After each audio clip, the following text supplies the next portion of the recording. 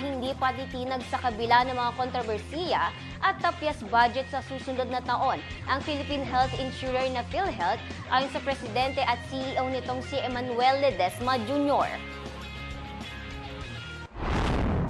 Sa gitna ng kontrobersya sa kanilang budget para sa susunod na taon, 100% sinisiguro ni PhilHealth President and CEO Emmanuel Ledesma Jr. na magpapatuloy at mapapaganda pa ang kanilang serbisyong pangkalusugan para sa lahat ng Pilipino. Ito'y sa kabila ng zero budget na inilaan ng Kongreso sa kanilang tanggapan para sa taong 2025.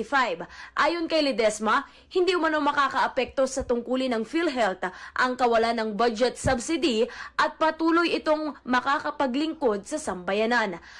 Rest assured, all PhilHealth benefits will continue to be paid and will even improve.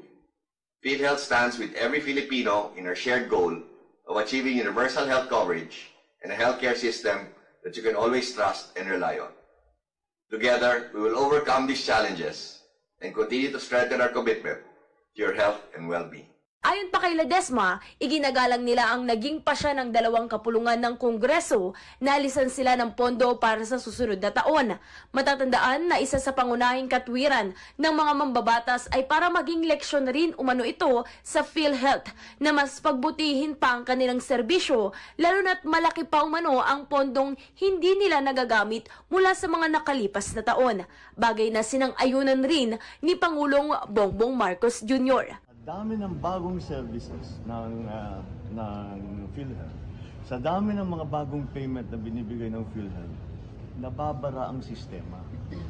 You can see there are in the provinces, merong mga tao nag-aantay buong araw yung pilat 200 tao. Nag-aantay, magkiklaim sila. Hindi naman mahirap. Pero that's what's happened in PhilHealth. Yun ang problema sa PhilHealth. The problem is the processing capacity. Kaya ang naging priority, ang naging isa sa pinakamalaking priority sa PhilHealth, of course, to continue to provide services, to continue to provide insurance, is pag-digitalize na kayo. Patuloy kanila, that's where the effort is para lahat itong mga taong ito ma-process natin. Ganito rin ang opinyon ni dating Senate President Franklin Drilon kung saan hinamon rin niya ang PhilHealth na gamitin ng tama para sa benepisyo ng mga Pilipino ang napakalaking pera. Bukod dito, pino na rin ni Drilon ang tumataginting na corporate expenditures budget na inaprubahan di umano ng pamunuan ng PhilHealth para sa kanilang anibersaryo.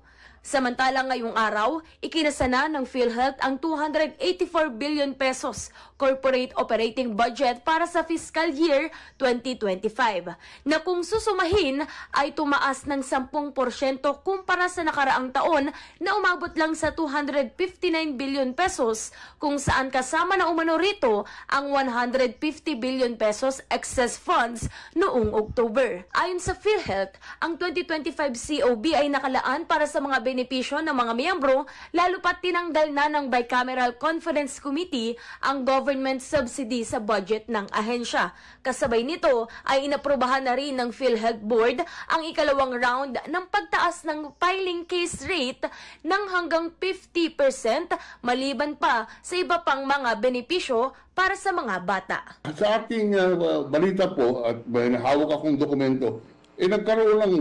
1,766,000 na corporate expenditure budget, yung inapprove ng board o ng Pangulo ng Pag-ibig para po sa anniversary party nila.